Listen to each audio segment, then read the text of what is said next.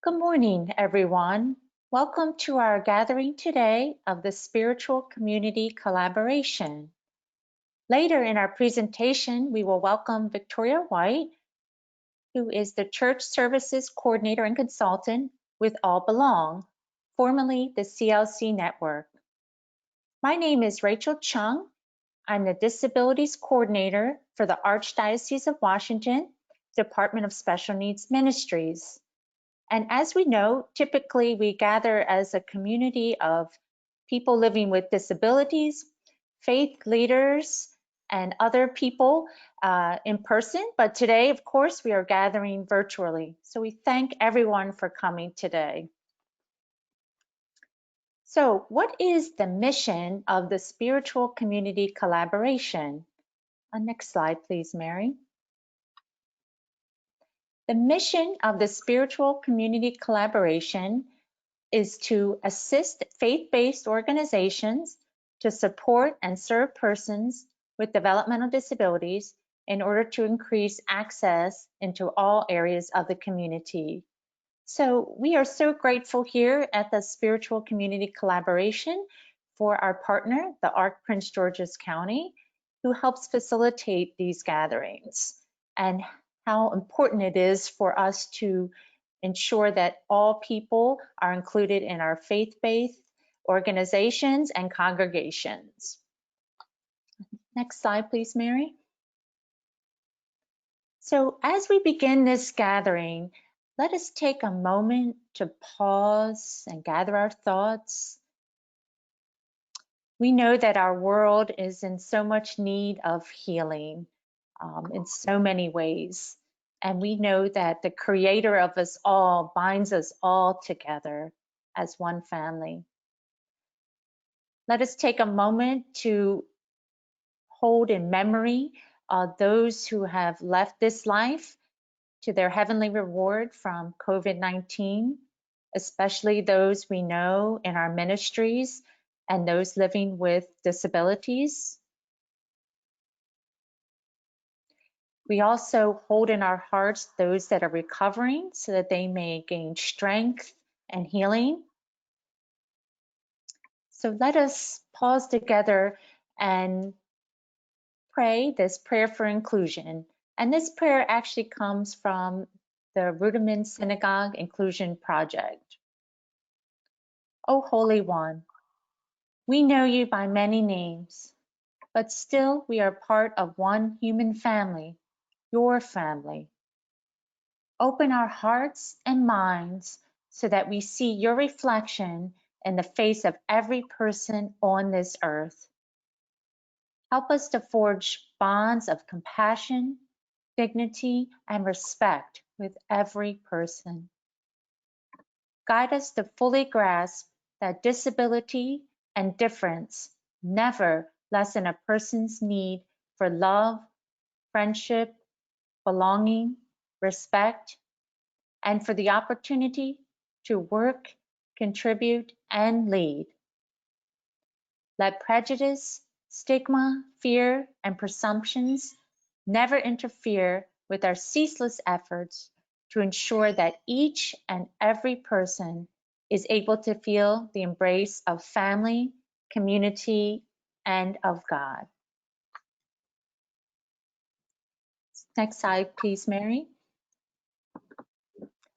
So before we begin our presentation on ways to support our ministries with those living with disabilities in our congregations, let's just take a moment to share some resources that we have to remember as well to take time and to take care of not only ourselves and our families. And we know that this is a very difficult time in so many ways, a lot of uncertainties, a lot of people experiencing financial hardships as well as health concerns. So we did want to share this particular resource, and we know there's many others with our spiritual community collaboration community. NOMNI, the Prince George's County chapter, does offer online support groups, not only for family members, but also people as well, individuals. So please visit their website for more information, and it's listed here on this flyer, www.nomnipgc.org. And again, we know there's other resources for outreach and support, but we do want to make sure that we're taking care of one another, especially during this time. So next slide, please, Mary.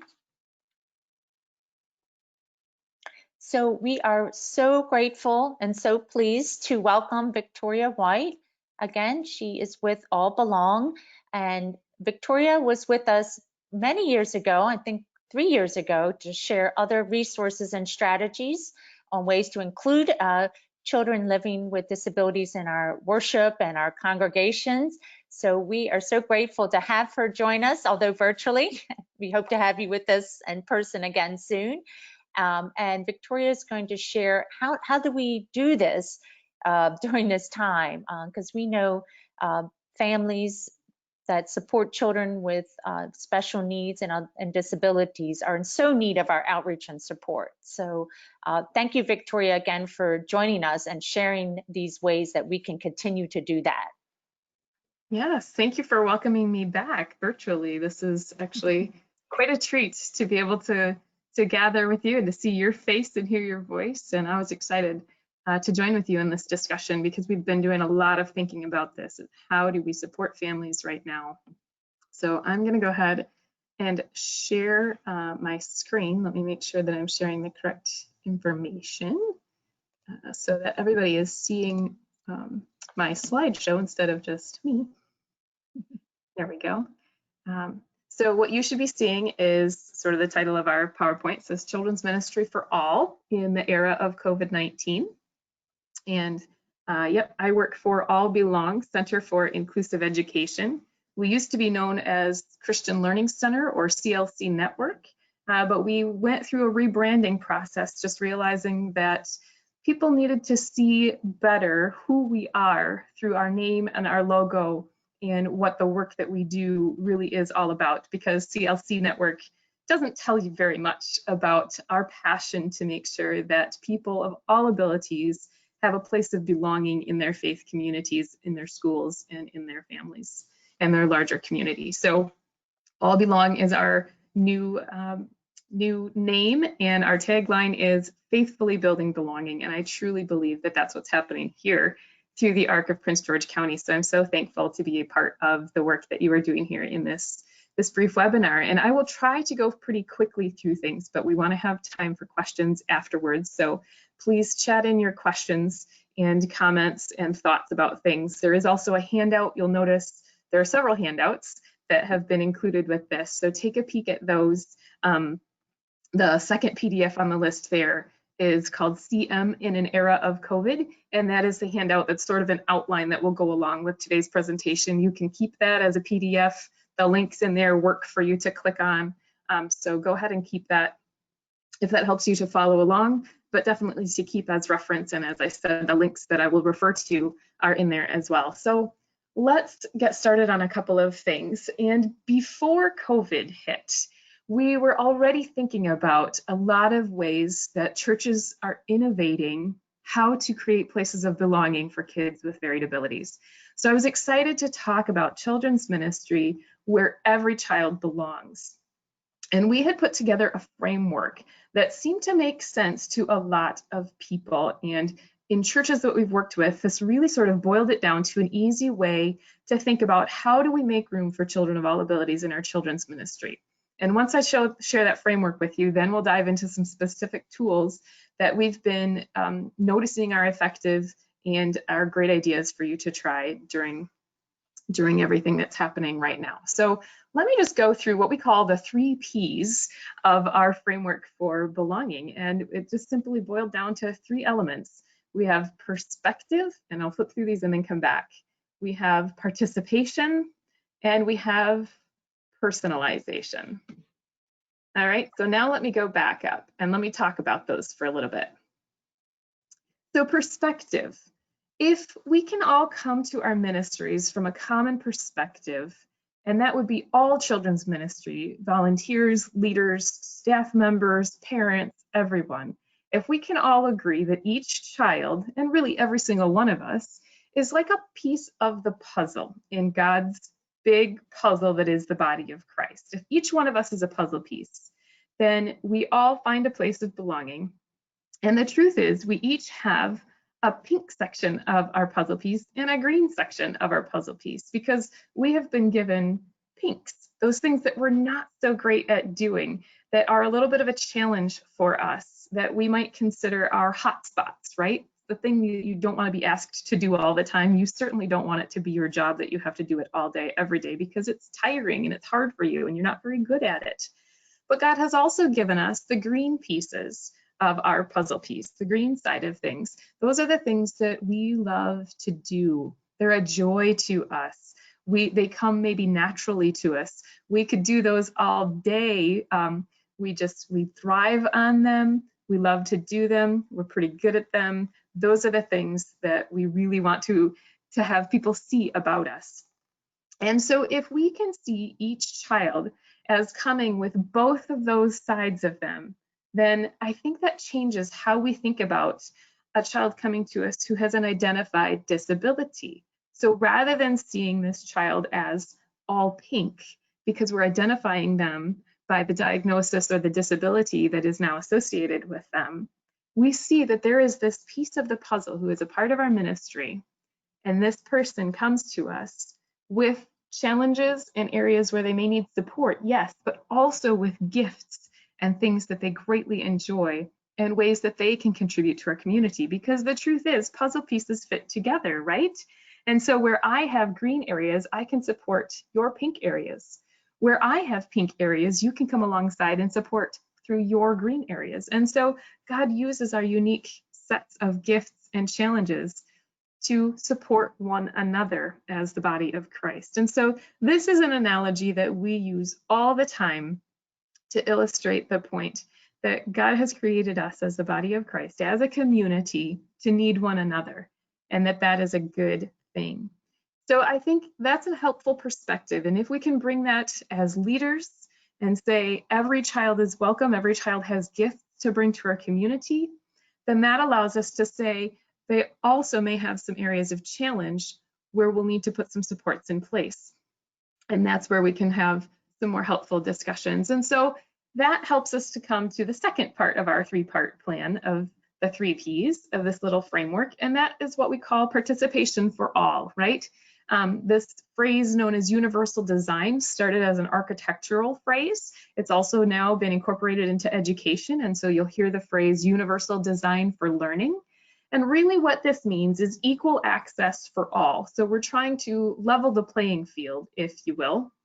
And this can be demonstrated by simply having elevators installed in our buildings, right? That's a part of the architectural plan from the very beginning. They don't go around saying, excuse me, do you live in this neighborhood? Are you going to be using this building? Because if you are and you need wheelchair access and things like that, we'll go ahead and put an elevator in it for you. They don't do that. They simply install an elevator from the beginning, expecting that people with varied abilities will be using this space and this building and access to the various floors of the building. And so the idea translates as well into academics. As I said, universal design for learning. What things can we put in place in our learning environments that say we are expecting kids with varied abilities to be here? There are some supports we can put in place just to say this is a helpful tool if you need it. And the truth is, a lot of these features help everyone. How many of us have used that button to open the door, especially now because you can push it with your elbow and not have to have any hands touching any doors, right?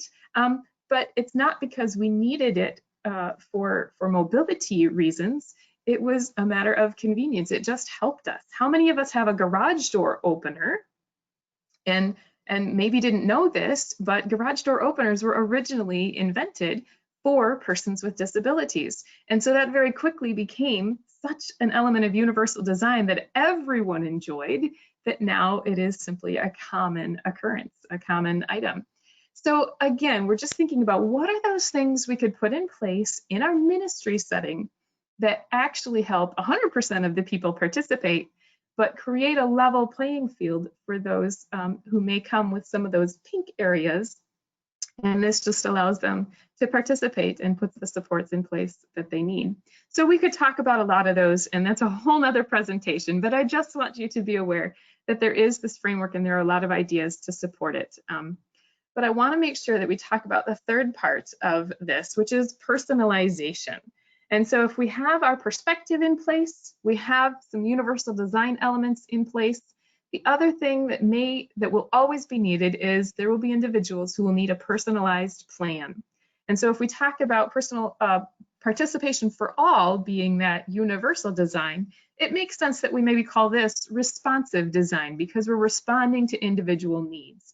And so even if you have ramps and elevators and push button doors, there will be individuals who will need some individualized supports in order to participate. Right? And this is true not only of our physical structures, but of our atmosphere of worship, of our language of worship, of the way that we frame our ministry and our settings, right? There will be people who have sound sensitivity for whom you can make some adjustments to the walls and the acoustics of the space, but they may still need to bring their own headphones because it's going to be so loud for them, right? Because of how they perceive sound, and it's a very personalized plan that you'll need to put together. So there will still be some elements of personalization that will need to happen, but these are greatly reduced if you have good elements of universal design in place. So I would just encourage you all to have a look at these things. There's more information at allbelong.org about this framework, but we have found this to be a really helpful way to just look at our ministry settings and say, are we coming from a common perspective that each child belongs?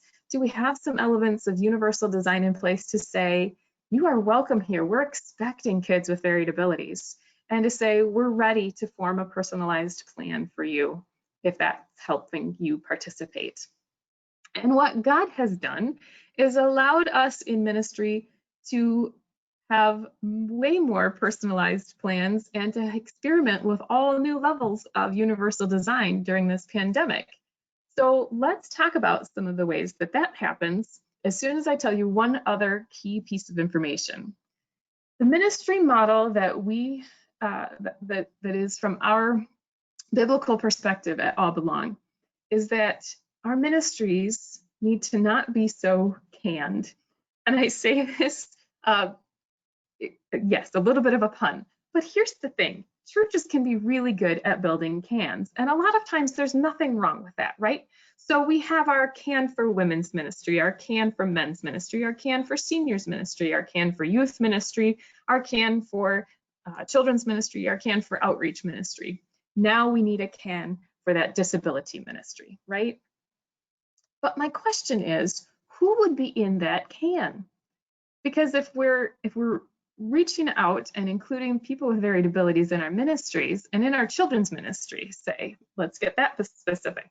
If we just have one can, one area, one classroom for kids with varied abilities, who belongs in that can? Is it the child with ADHD? Is it the child with cerebral palsy? Is it that child with Down syndrome? Is it a child with asthma or diabetes? Or what is it that puts them in that category, and what do they all have in common to do together, right?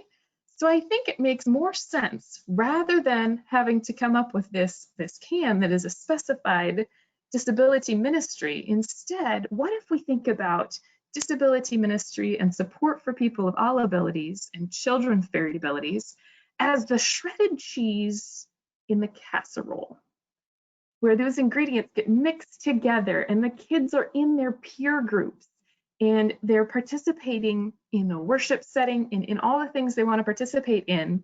And those supports and the people who are the disability ministry leaders are being sprinkled all throughout.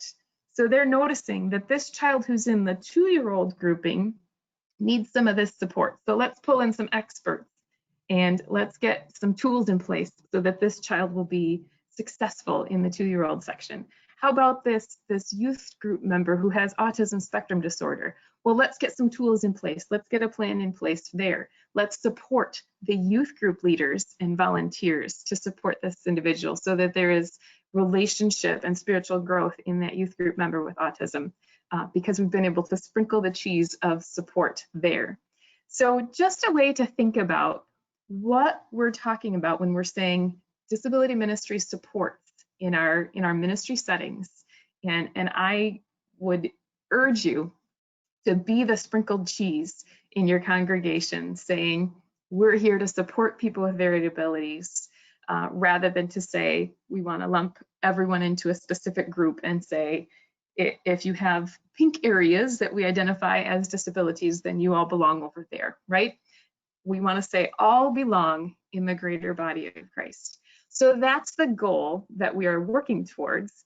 And now we have to think about, what does that look like during COVID-19?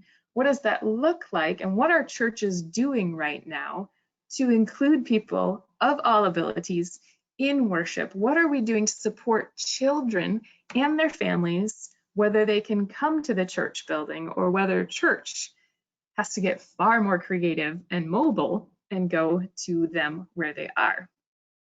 So let's have a quick look at a few ideas from some churches that we've been working with. All right, now one thing that we have been working hard to do is helping people to become trauma informed. And I'm so thankful that you brought up at the beginning here some resources regarding mental health, because I think that is so very important. And so we've been doing some things. We actually have an expert in trauma who happens to be on the team here at All Belong. She's one of our school psychologists that works with our partner Christian schools. And she did a webinar with us a couple of months ago about how we can be trauma-informed children's ministries. So I would encourage you to have a look at that. That's right on our website in our COVID-19 resources, and that's free for everyone. So I would encourage you to have a listen to Betsy Winkle, our trauma expert, helping us to understand what the trauma triggers may be and how children may be responding right now. Because as a lot of the resources you mentioned earlier there, Rachel, mental health and trauma is definitely growing as people are less able to keep up with the routine and have safe places to go in many ways at many times. So think about that, and we're trying to build resources for those. So that's one of them, is a webinar that we have offered on trauma. Something else to think about is, how can we as ministries start to take church out the doors? And some ways to do that are to just give packages, right? Whether that's mailed to them because that's the safest option, or whether that's delivered to their door, dropped off at their porch, in the driveway, but let them know that you're coming. And here's where I would go back to that puzzle piece for you. To deliver a package to a family, find out what the greens are for the kids in that family. What is it they love to do? How do they engage in worship in particular? What can you include in a care package that will be their favorite snack, their favorite puzzle or theme of puzzle? Or do they even like puzzles? Do they like Play-Doh? What do they enjoy doing? So find out what it is those kids love, and definitely stay away from the things you know they don't like. But what can you include in those packages? So here's a way that ministry can start to get very, very personal, since we aren't, in many cases right now, able to organize large events and have hundreds of kids come to us.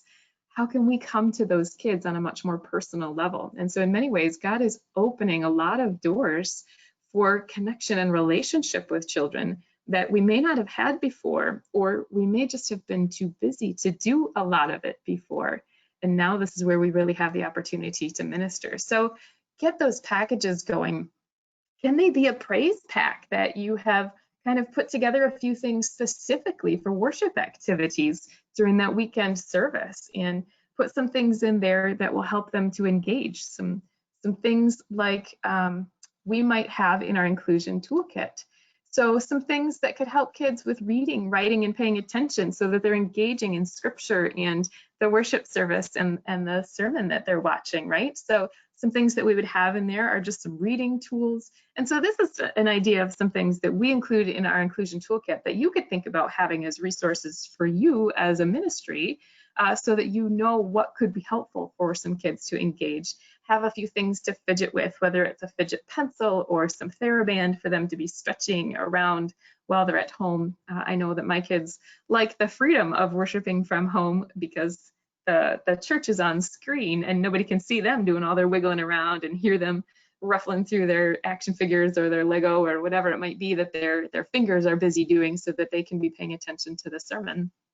So a few tools that we have that you could think about having at your disposal to be able to know how to support kids engaging in worship in those weekend services. Another one of them is our worship kit. And we have all kinds of tools in there for engaging in worship, whether that's a praise streamer, because words are not their green area and singing is not their green area. We have ways to engage using pictures to start with communication. And so again, there are lots of ideas in this kit that could be helpful to you.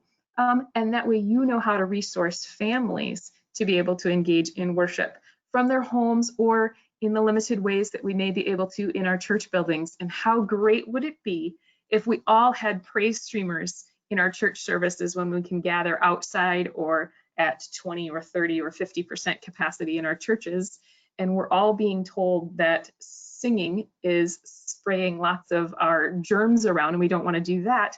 Why don't we have praise streamers as a part of our worship instead? Can we communicate using pictures and thumbs up and thumbs down signs so that we're not speaking as much and spreading our germs as much, right?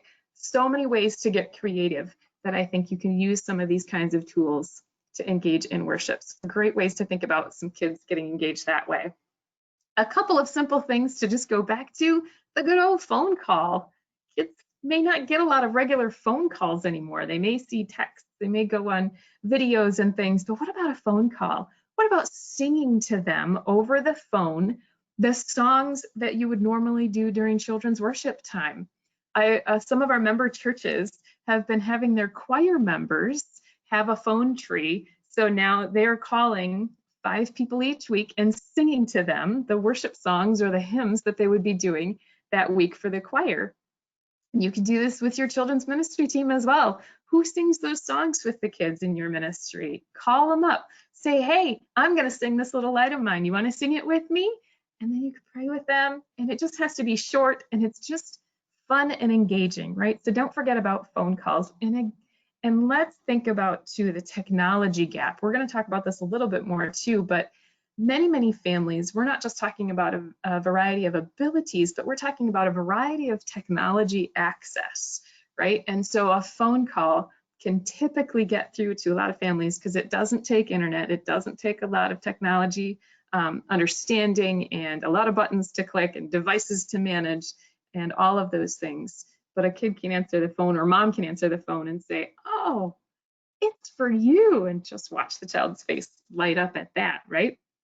So I encourage you to just reach out to kids, and a song is a great way to have a reason to call and something to share with them that will be encouraging and uplifting. And if you're not a great singer, you could use a recording if you wanted to, but I encourage you to use your own voice because they're going to love it.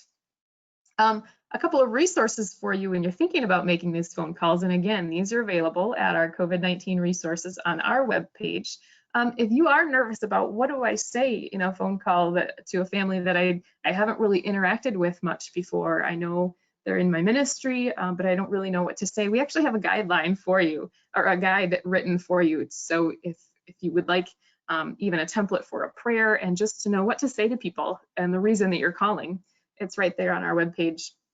And another really great resource, and this comes with visuals, is just a prayer about the scenario we're in right now with the COVID-19 and how kids may be feeling and what to say and what to pray with them.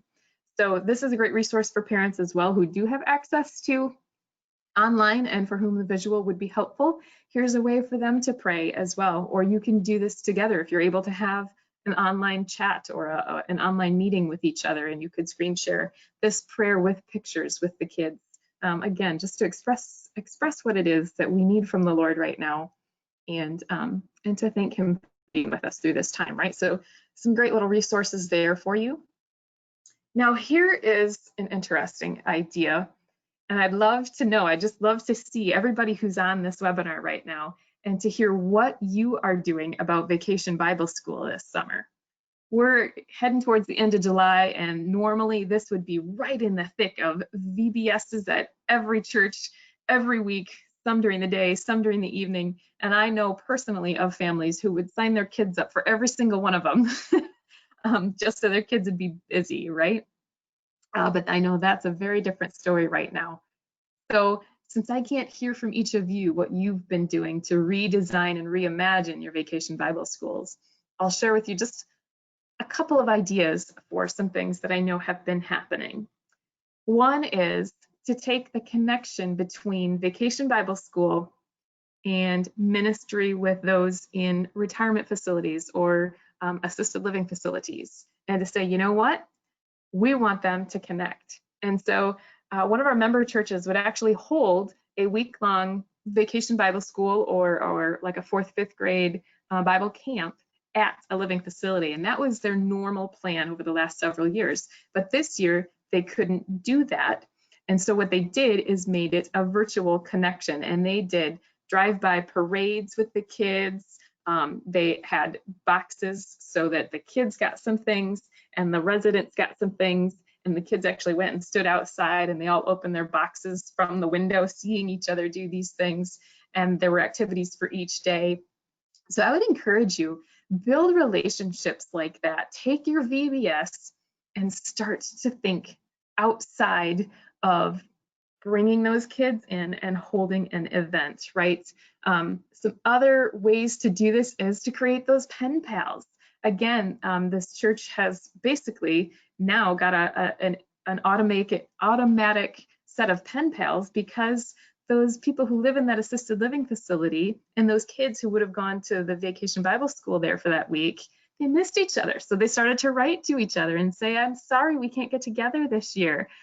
So they became pen pals. If you have kids who aren't strong writers, maybe you can put together a packet that is postcards they can put stickers on that get sent to this assisted living facility. There are so many ways, and you're children's ministry leaders, so you can be creative and equip these kids to connect with people. And now you're able to have multi-generational interaction. And it's actually been encouraging for me to talk to some adults in retirement facilities because they're saying, you know what? We've been through worse things before. World War II, we were out fighting, but here we just have to fight from our couches and stay home. It's not so bad. And I thought, what a great perspective.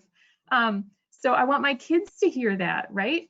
So connecting these generations allows the Greens from everyone to come together and to support each other where they didn't even know maybe that they had a need for some support. So relationships are huge, and let's keep them connected.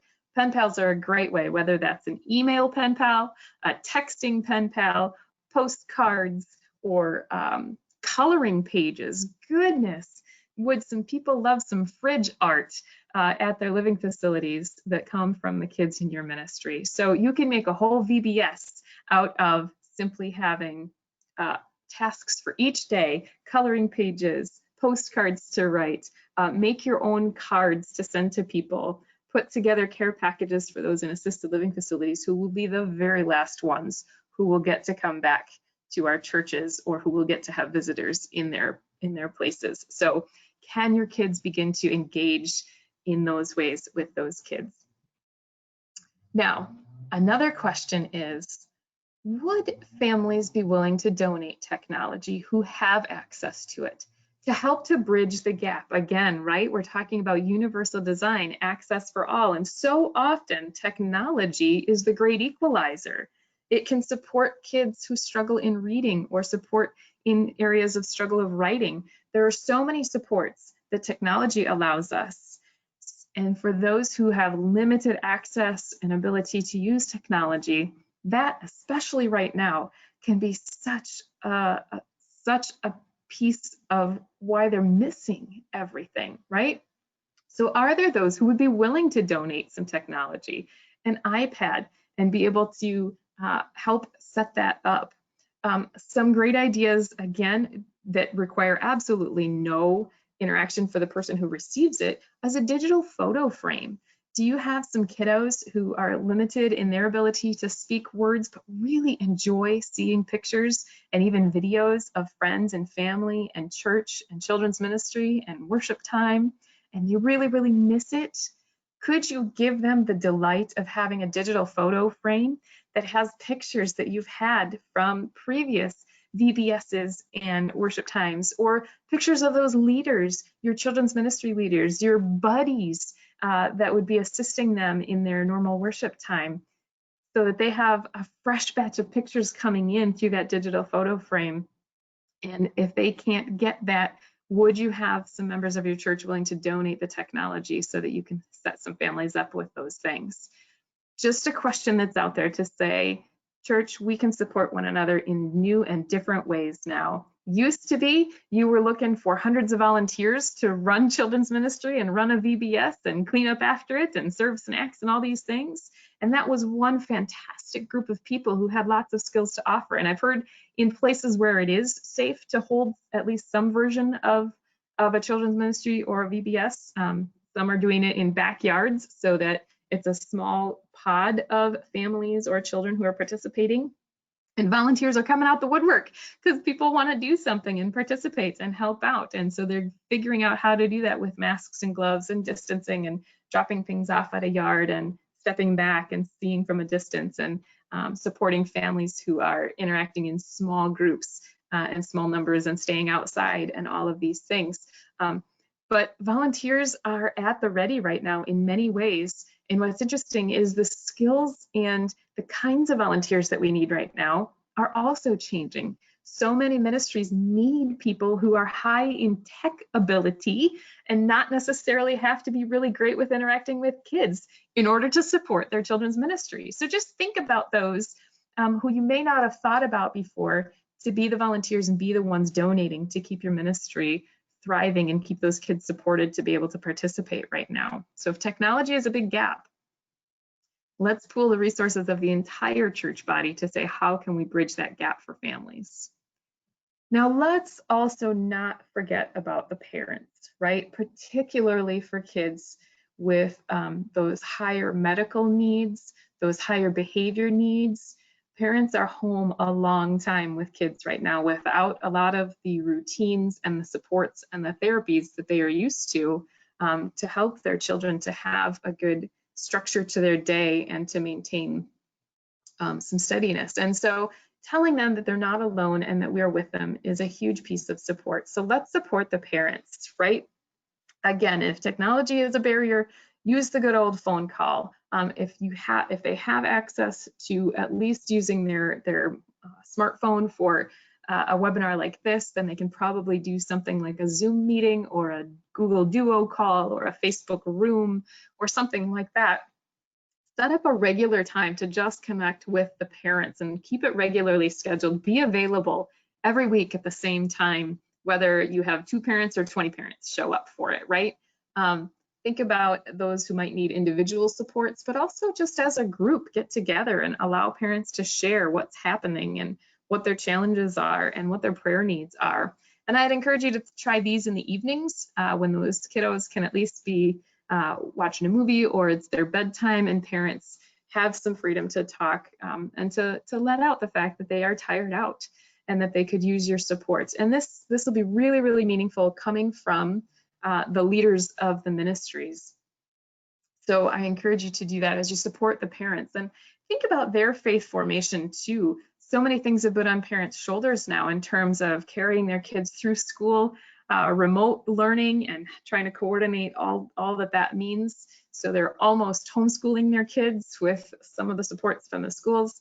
And in a lot of ways, we're doing that with church as well, right?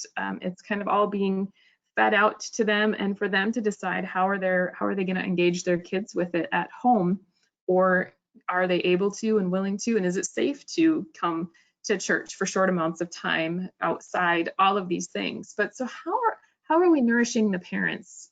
Let's be sure that there's specific spiritual nourishment for parents and resources and activities for the kids, right?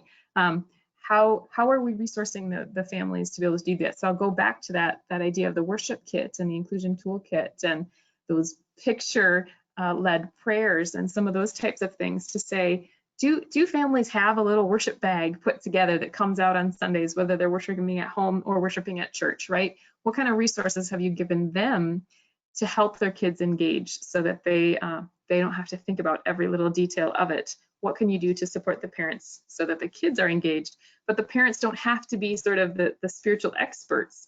How many kids are the first ones coming to church and the parents really don't know that much about coming to church? So supplying those kids with activities, but also supplying the parents with some things.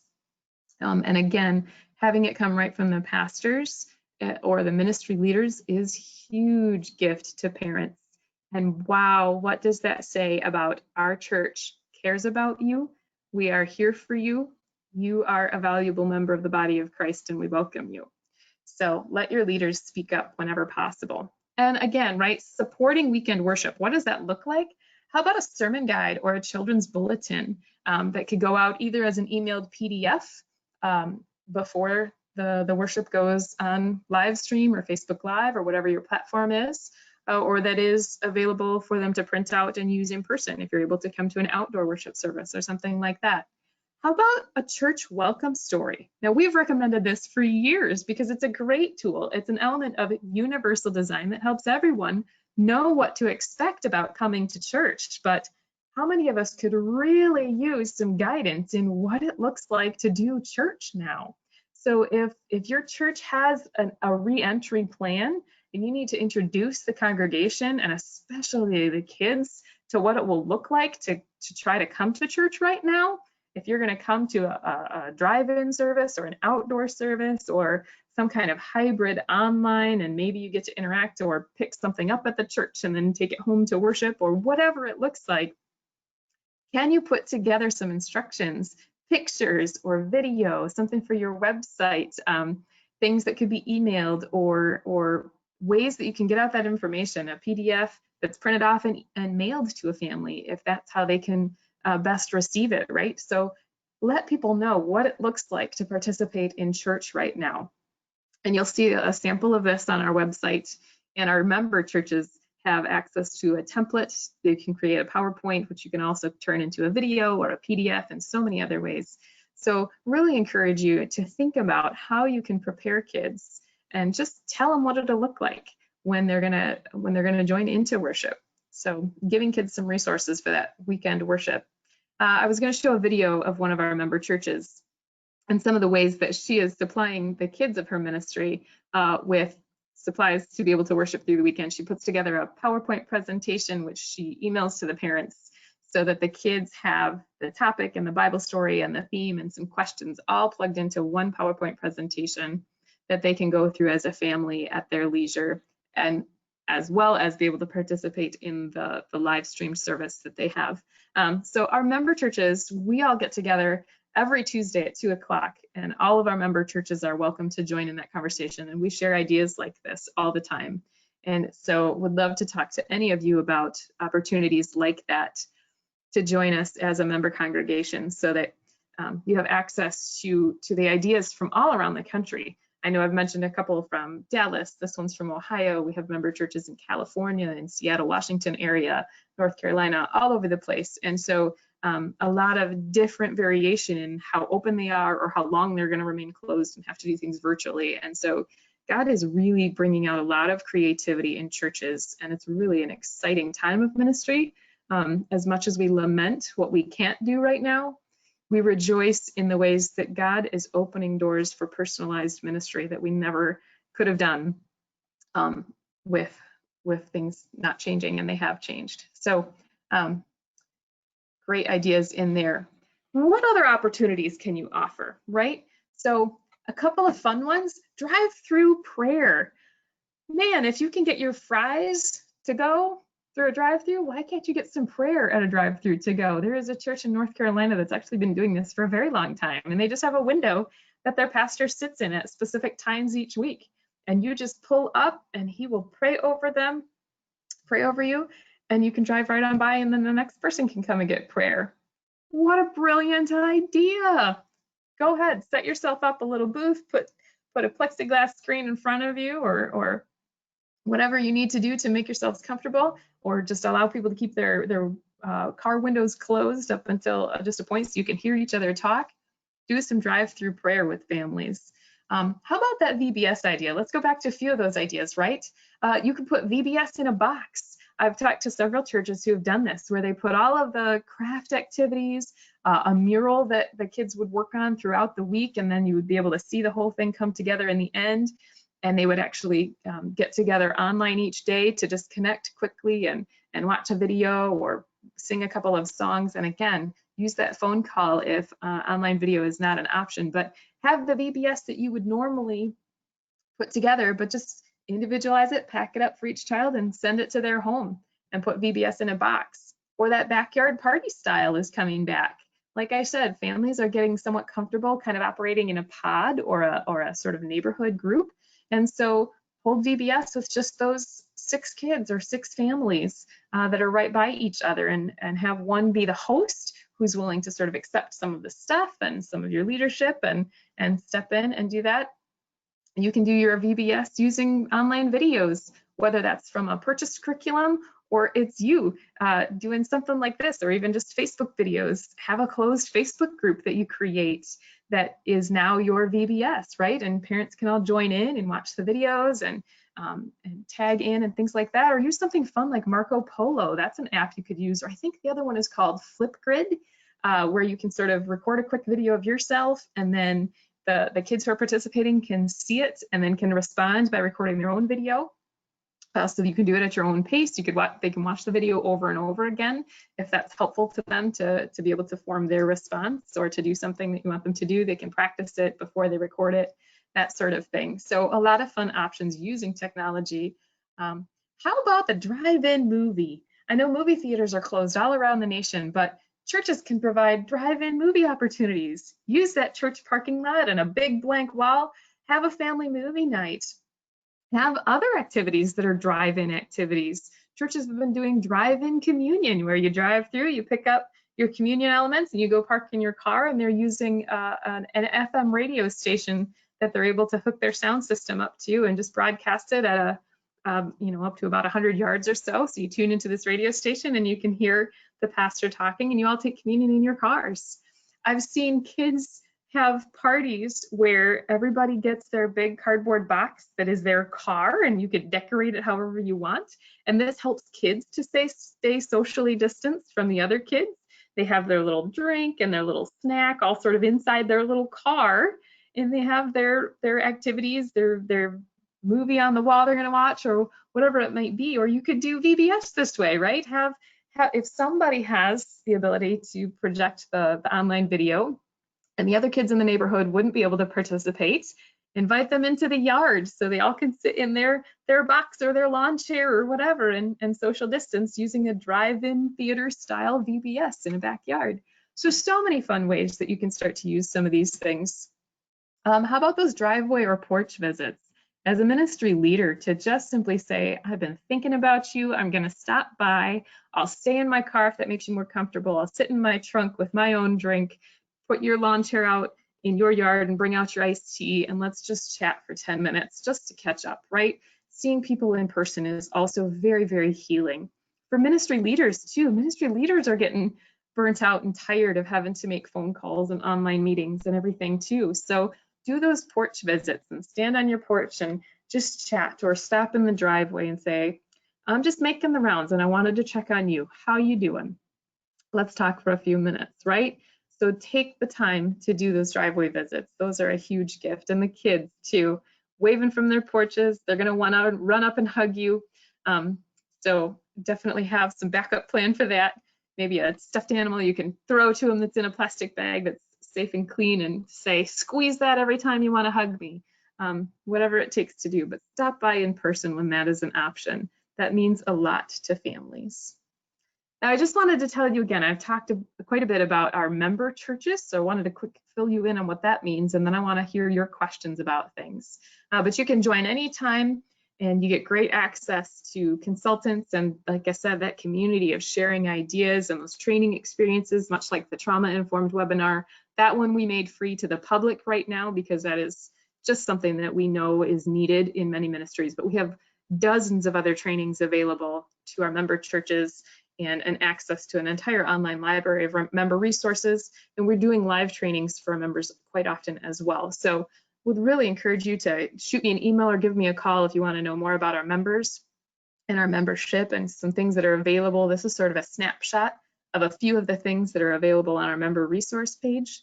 And then this is what it looks like if you go to sign up to become a member church and start to fill in some information. So I encourage you to look into that. And as I said, there's our office number or my email right on that page as well. One other resource I want to fill you in on is just one of my favorite books, not only because it was written by one of my best friends and colleagues, but because there's so many great ideas. And I'm hoping that some of the ideas I've said were at least something you hadn't thought of before. And this book was actually written a couple of years ago, but it's one of those books that just starts to get the juices flowing. Accessible Gospel Inclusive Worship. You can get the hard copy on our website. There's also a Kindle version available so that you can just download it.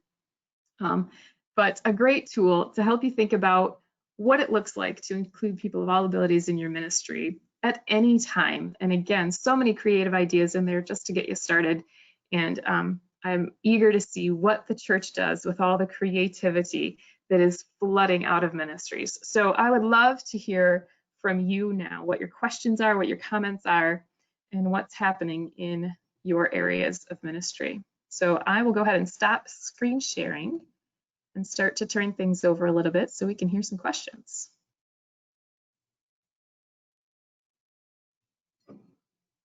Oh, I can't hear you yet, Rachel. I'm sorry. Let me make sure I unmute myself. You have to understand the technology, right, as well yourself. So thank you again so much for all those wonderful ideas. I think probably one takeaway I have for myself is kind of that getting back to the basics. Again, that idea of calling people one-on-one and reaching out, it's very important that people know they're not alone, especially, and as well, you mentioned parents or caregivers with children with complex medical needs. We know that they are probably will not be able to go out for quite some time. Again, or children with complex behavioral support needs. And those children having their whole routines disrupted and upended. And so thank you for that. And I think this time has definitely taught us about getting back to those basics of connecting with people. And I love the cardboard idea. A good way to reuse and recycle as well, right? Yes, absolutely. So yes, so just as we mentioned, we will love to open up to questions, comments, or ideas as well. You know, if someone would like to share an idea that their church ministry has implemented or explored, so please use the panel. You will see probably to the right of your screen to go ahead and input those in. And as you're doing that, we will like to share a couple of resources. So please continue to put your comments and questions in. Next slide, please, Mary. We did want to mention that the ARC Prince George's County, on behalf of the ARC Prince George's County, that there will be a transition one-on-one open house. And that, of course, will be done virtually. And that flyer is actually available as a handout with this webinar. So for our families to kind of try to think about those next steps. It's a difficult time to think about that, but what's next for your loved one after they finish school? And it's never too late. I'm sorry, it's never too early to explore those options. So please consider attending that. Next slide, please, Mary.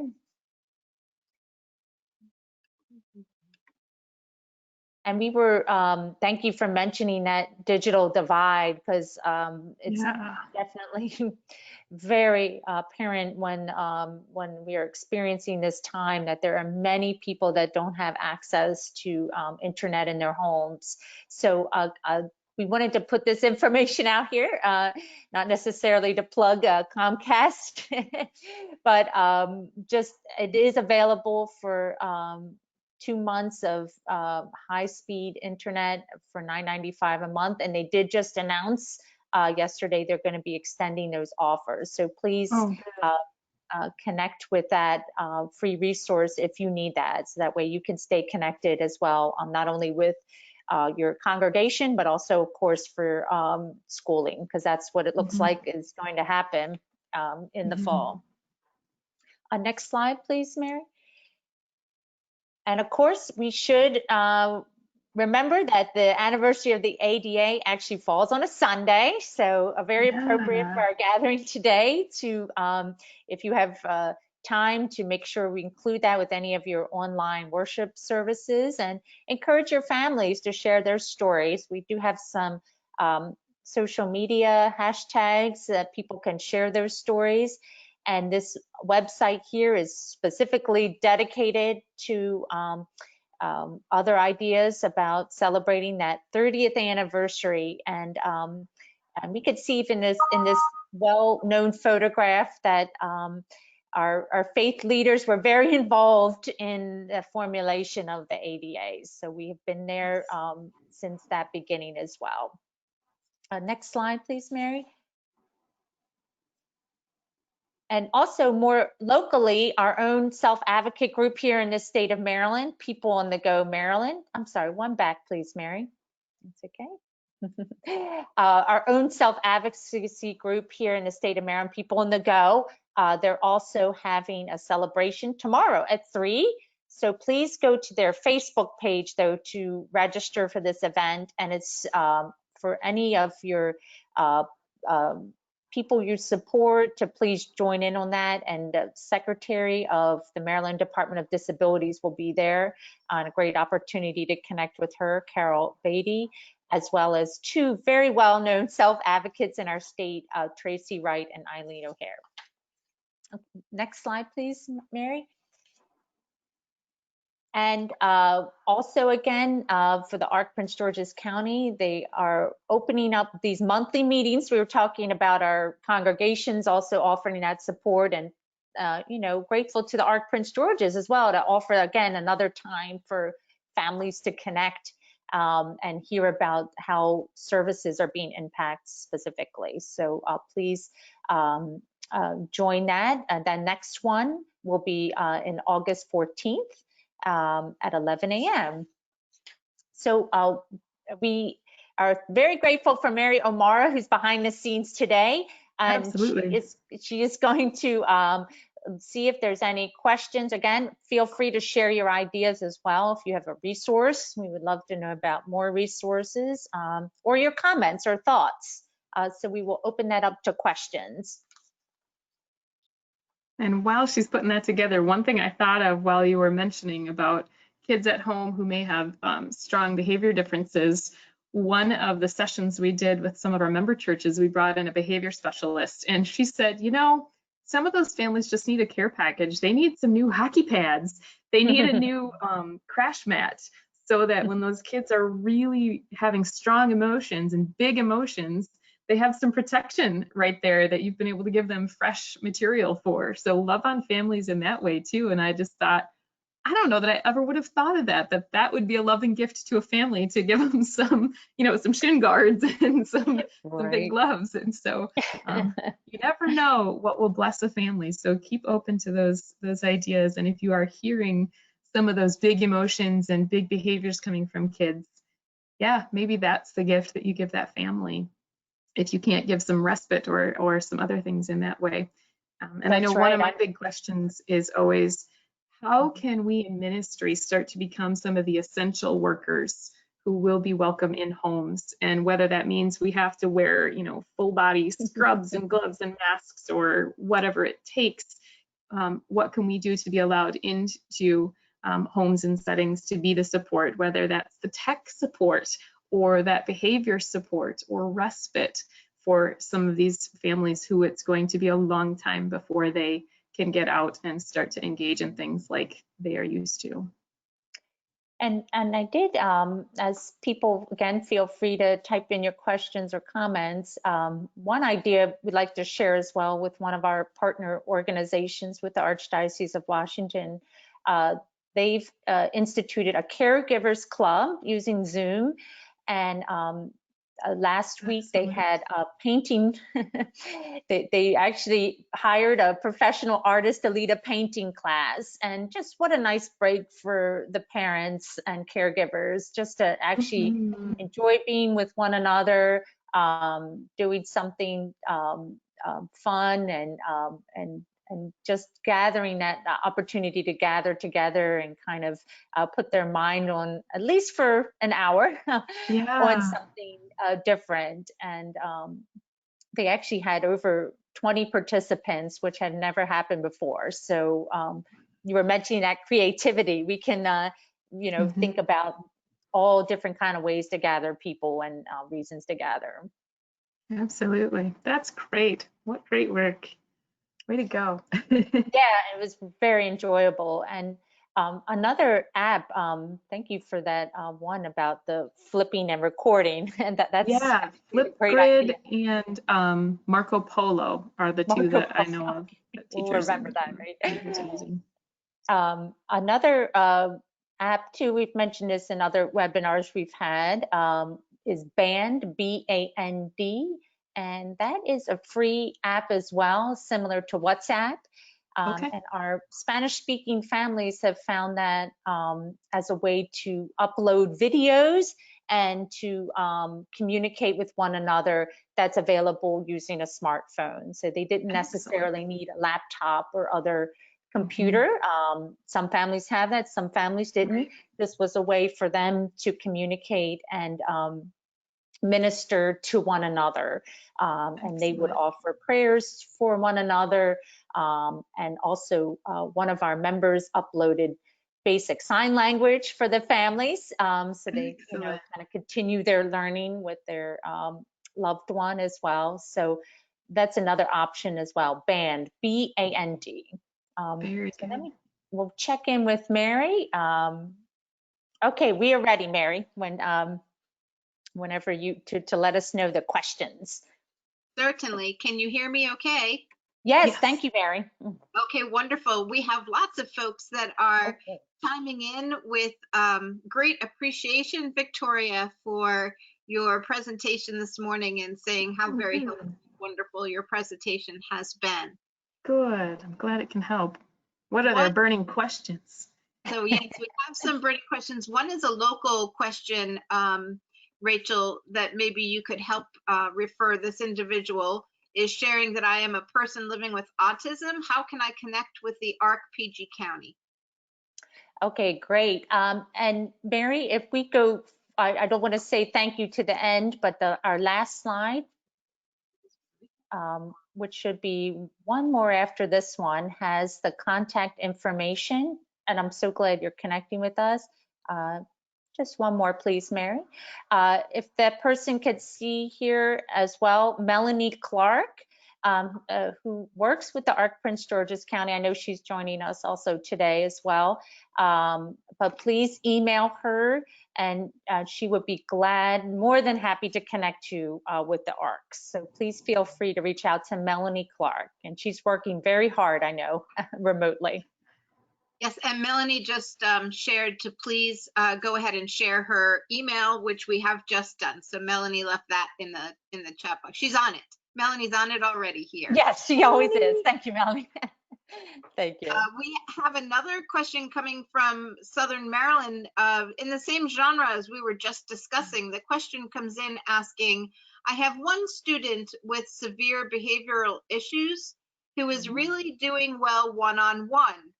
Should I go to the home to tutor? Wow. What do you think? Well, obviously that has a lot of variables to it, right? I would personally recommend offering that option if you're comfortable doing it, if you have good relationship with the family. And of course, the health guidelines and what everyone is comfortable with, what the family is comfortable with, those are all pieces that you're going to have to definitely sort through and make sure that, proper distancing and what have you. Now, that was another topic that has come up with a lot of churches I've worked with as they're trying to do ministry in church spaces again at limited capacity. And at what point do we say, we know this individual who has these big emotions and big behaviors is not going to, we can't social distance at all times in order to properly serve this individual. And so, you know, an understanding of what everyone has in agreement about what that's going to look like and what that plan is, definitely put that in place. So put some safeguards in for yourself if you're going to do that. Look into the local health department's guidelines on what essential workers need to do to protect themselves, not only with PPE, but also just in terms of what do you maybe need to have in writing as an agreement, so that if you were to get sick, or if this family was to get sick, or either one of you had a contact point with COVID, what would the procedure be, just to, again, cover yourself in all the safety of that. And if that's not a service that you would normally provide, either as a part of ministry or your profession, to go in home, then you may want to, again, have some things in writing saying sort of what the parameters are for how you're providing this now, and who will be present, right? Never be alone with the child in an invisible place and things like that. So some of those sort of safety protocols put in place for you, but I would definitely encourage that if that would be something that would support this family. And we're not just talking about why we want to stop the big behaviors, right? I mean, in terms of just controlling behavior, life is easier when behaviors are lowered and de-escalated and all of those things. But the true cause of the behaviors is most often a need that they have that they don't have the ability to communicate in any other way, right? So the true work that you are doing is problem solving and saying, what need does this child have that I might come in to meet? And sometimes the need is at that time just the need for the parents and the family to say, we just need a break because we're just not strong enough to keep this going, right? And that's okay too. But the end goal is to say, what are these behaviors expressing, and how can we get to the root of the true need of what is happening for this child? So just a couple of thoughts about that. But yeah, I would say put some things in place and definitely support that family if you have the ability to. And at least for this time when it's it's quite hot here in Maryland, but meeting outside is also an option if that works with the individual, you know. Right, as long as they're not going to run. Yes, exactly. Just making sure. So at least kind of adding those additional safeguards. Thank you for that. Yeah, okay, it's a great question. I know that's a big topic. Yeah, and certainly, you know, people need that one-on-one support in many situations, children and adults. So thank you for that. There's a second question, Victoria, which dovetails into this, which I believe you have covered in many ways with your recent response. But this question reads, some of my adult parents are asking to gather. Our parish isn't open to small groups. I think many of my adults are very high risk, and some parents are in denial of that. Do you have suggestions? Did you say the parish is or is not open to small groups? Parish is not yet open to small groups. Okay. Yeah, that puts you in a bit of a tricky spot as a leader wanting to respond to the requests and the needs of those families. But I would first of all suggest that you're always taking your cues from your leaders. So of course we have our federal and our state guidelines and our county guidelines and our local health departments, but your church leadership and following those decisions is ultimately going to be a better plan than trying to come up with ways to maybe work around them. This is not a scenario where I would say we want to ask for forgiveness instead of permission, right? But again, I think there is a lot of opportunity to get creative. And so I would ask your leaders and say, we understand you are not comfortable with us having small group gatherings yet. What about a, what do they call it? Lunch in the trunk group, where we all sit in our own car trunks and park distance from one another and talk. Or I drove by a coffee shop yesterday and my daughter commented, why are those guys sitting in lawn chairs right out behind the coffee shop? And we realized they probably would have gathered for coffee, but they had to do it outside, and all of their chairs were far apart in this big circle. So would you be able to ask your leadership, what can I do to respond to these families' needs, and come with some solutions, right? So could we meet virtually for several weeks? Could we do drop-offs at their driveways? Could we do an outdoor lawn chair drive-in style gathering of some sort, right? Are there ways that we can start to provide for the needs of our parishioners while still respecting what our leadership is leading us to do? But definitely follow your church leadership and have a unified plan. So they need to hear what the needs are from people. So I would not be afraid to go to your church leadership. That's a very important piece as well, to make sure that our church leaders are hearing what it is that people do need. But definitely encourage you to follow the guidance of your church leadership as well. Yeah, great. Yeah, thank you for that. And I'm aware that we're having such a great discussion. We've gone a little bit over. I don't know, Victoria, if you have a few more moments just to, and if everyone is able to stay on, and just to see if we have any additional questions, or again, resources or ideas, Mary, that people are willing to share.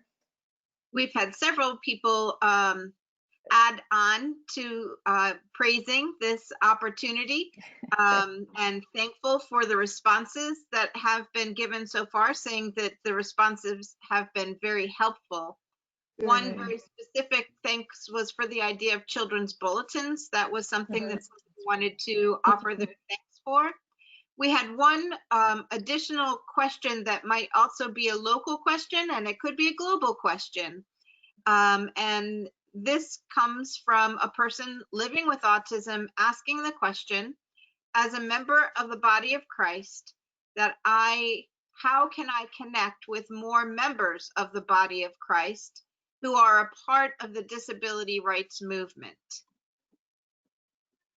That is an excellent question, both local and global. Question. Do you have some things you want to say about that, Rachel? Yes. Well, I know, and again, we can certainly connect with this person as well. I know for the Archdiocese of Washington, we've had a few virtual gatherings.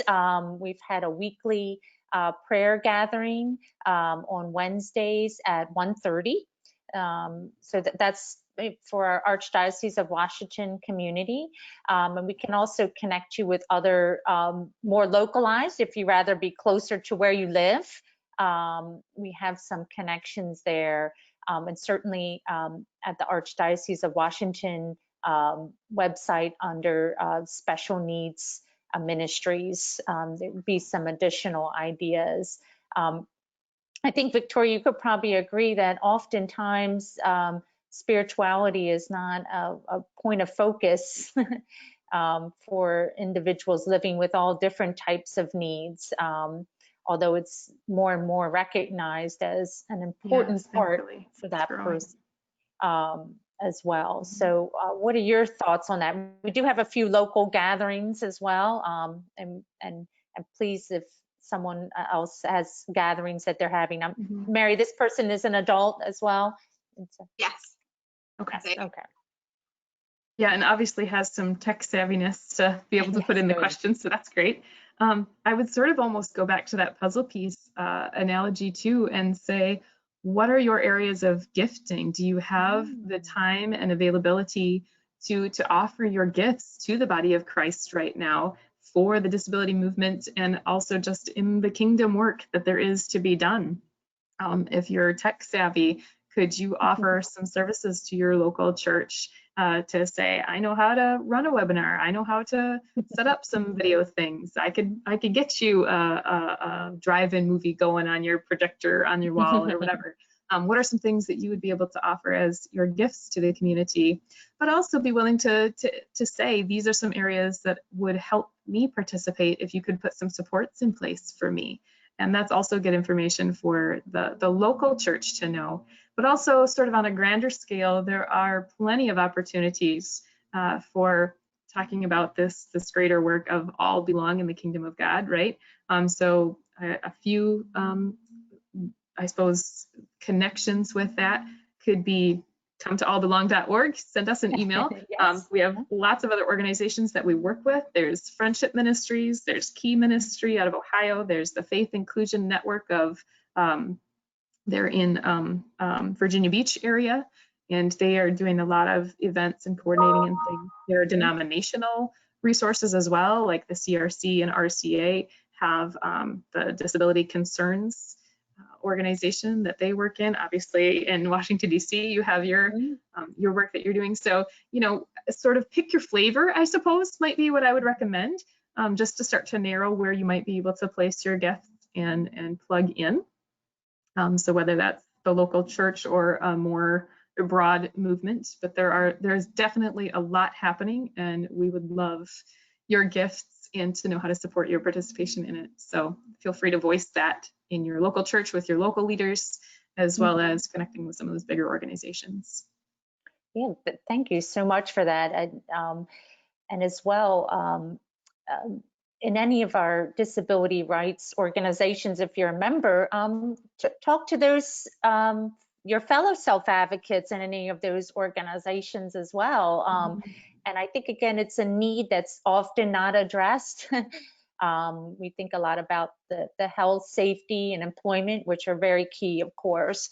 Right. But to talk to your fellow self-advocates, maybe they'd be interested in exploring this further. But I love that idea. You're right. We all have gifts we bring. And that's we need you. Yes, we we need, do. you know, when we're missing members, we're not a whole body of Christ. So we need our Absolutely. members to come. So thank you for that. Great question. Yeah, thank you. And Mary, any other questions or final thoughts? We have had some people ask if this has been recorded and will it be available.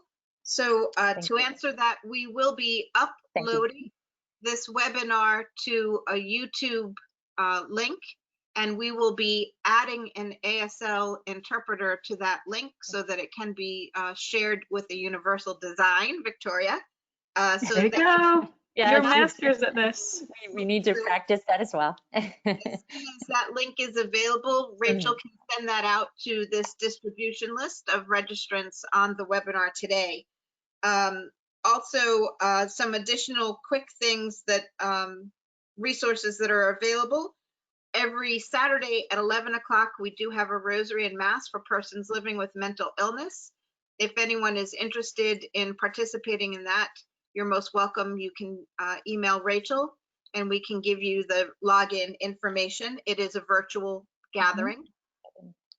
L'Arche holds their prayer night the first Tuesday of every night for L'Arche of Greater Washington. All are welcome to join in the L'Arche prayer nights. And again, if you would like that contact information, just reach out to Rachel. We can get you the link for that. And additionally, for persons who are deaf, we do have a live streamed liturgy every Sunday at 10 a.m.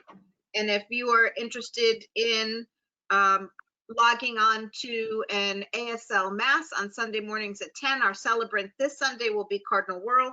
You're all very welcome to join us at 10 o'clock. Again, Rachel has the link and she would be delighted to share that with you.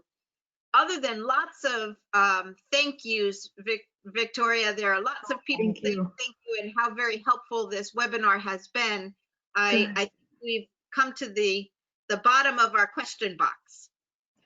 Fantastic. Well, this has just been a wonderful opportunity. So thank you for allowing me to share some of the ideas that we've come across. And like I said, I would love to see the faces of everyone who's joined in here, because I'm sure you bring bucket loads of ideas with you as well. So just so thankful to continue to be a part of the work that God is doing in the church, both locally and globally, as we've mentioned a few times. And so keep up the good work. You're wonderful, amazing people, and God is moving things because of the willingness of people like you.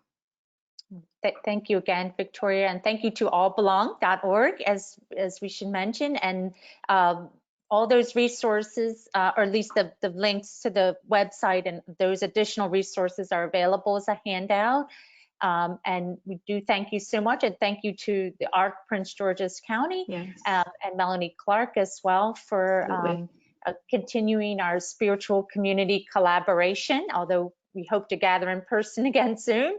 And we do want to let everyone know our brunch bunch gathering will be taking a vacation in August. And so please, we'll take a little vacation in August, but we'll be gathering again September 24th at 11 a.m. for housing options. And what does it mean to think about that next step in your life as an adult on how to move out and move up. So please join us again and stay tuned for details on that. So again, we'll be gathering again on September 24th. So thank you again, Victoria, and thank you to everyone. And we will please pray for one another and pray for us to remain hopeful and continue in our ministries and for our own health and well-being. So thank you again, Victoria. Absolutely. Thank you so much. All right. Thank you, everyone. And we will see you back in September.